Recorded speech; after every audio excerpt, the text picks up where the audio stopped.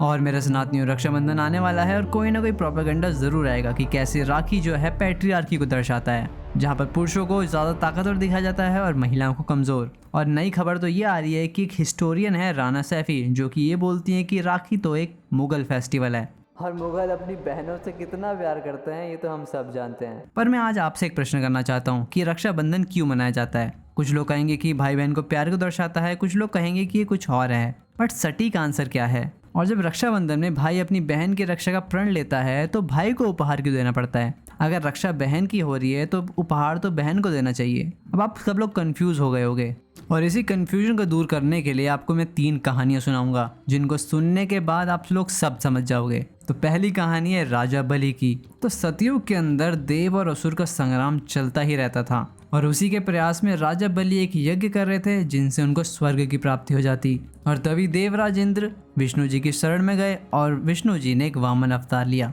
और राजा बलि जिस तरह का यज्ञ कर रहे थे वहां पर जो भी दान मांगने आता था उसको दान दिया जाता था। तो उसी लीला के अंदर वामन अवतार वहां पर दान मांगने गए और उन्होंने राजा बलि से सिर्फ 3 पग भूमि मांगी। अब पहले तो वो राजा बलि अचंभित रह गए कि ये वामन जो है 3 पग भूमि का क्या करेगा, पर उन्होंने कहा ठीक है ब्राह्मण देवता, आपको जैसा सही लगे। तभी वामन देवता ने अपना रूप इतना ज्यादा विशाल कर लिया कि उन्होंने एक पग में पूरी भूमि नाप ली, दूसरे पग में स्वर्ग नाप लिया और तीसरा पैर रखने के लिए कोई जगह ही नहीं बची। तभी राजा बलि ने बोला कि तीसरा पग मेरे ऊपर रख लीजिए और उनके ऊपर रखते ही वो पाताल लोक तक धंसते चले गए। अब उनसे प्रसन्न होके अपने वचन का जो उन्होंने आदर रखा उसके लिए उनको पाताल लोक का राजा बना दिया और राजा बलि को चिरंजीवी होने का आशीर्वाद भी दिया और उनसे प्रसन्न होकर उनको एक वर मांगने को कहा, जिसमें उन्होंने श्री हरि विष्णु को अपना द्वारपाल बना लिया। क्योंकि राजा बलि ने जितने भी अपने पूर्व में कर्म करे थे, जितना भी देवों के साथ छल करा था, कपट करा था, उसके कारण उनको डर था कि अब ये देवता हैं मेरे को आके परेशान करेंगे और अगर वहाँ पर श्री हरि विष्णु खुद होंगे तो उनके पास किसी भी तरह का अशुभ समाचार नहीं आएगा।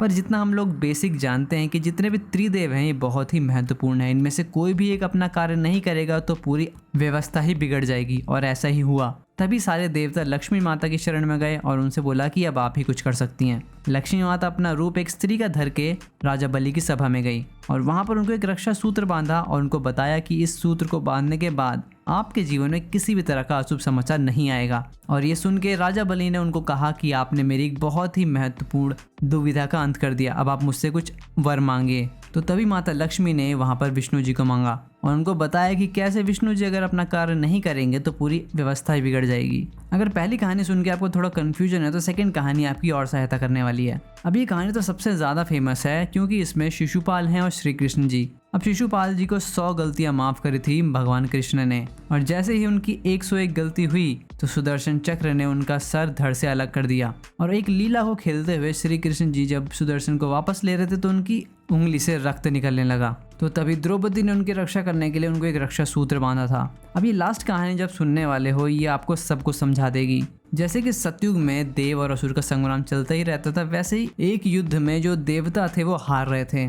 तभी इंद्र जी की जो धर्म पत्नी रिधि हैं उन्होंने एक रक्षा सूत्र दिया उनको और देवराज इंद्र को बताया कि कैसे आपको इसको ब्राह्मणों द्वारा पहनवाना है जिससे आपकी विजय सुनिश्चित हो जाएगी। और वैसा ही हुआ भी। अब इन तीनों कहानियों को आप दोबारा सुनिए और देखिए कि आपको क्या सीखने को मिलता है। अब इन तीनों कहानियों में जिसको रक्षा सूत्र बांधा गया हमेशा ही उसकी रक्षा हुई। यानी जब माता लक्ष्मी ने राजा बलि को बांधा तो उनकी सारी विपदा खत्म हो गई और उनकी रक्षा हुई। द्रौपदी जी ने भी जब श्री कृष्ण जी को ये बांधा तो उनकी रक्षा हुई और आखिर में जब देवराज इंद्र को ब्राह्मणों ने वो रक्षा सूत्र बांधा तो उनकी रक्षा हुई। यानी ये सारी हमको कहानियां हैं ये बताना चाहती हैं कि जिसको रक्षा सूत्र बांधा जाता है हमेशा उसकी ही रक्षा होती है। और जो मैंने आपसे सबसे पहले प्रश्न पूछा था कि अगर बहनें भाइयों को बांधती हैं और वो रक्षा का जो वचन होता है वो भाइयों से ले रही हैं तो जो उपहार है वो तो बहनें को मिलना चाहिए ना। वो इसीलिए बहनें को मिलता है क्योंकि जो रक्षा सूत्र बहनें बांधती हैं उससे रक्षा भाइयों की होती है। पर हम लोगों ने अपना जितनी भी कहानियां थी इनको सिर्फ मनोरंजन के लिए पढ़ा, ना ही इनसे कुछ सीखा और ना ही इनको सिखाने दिया।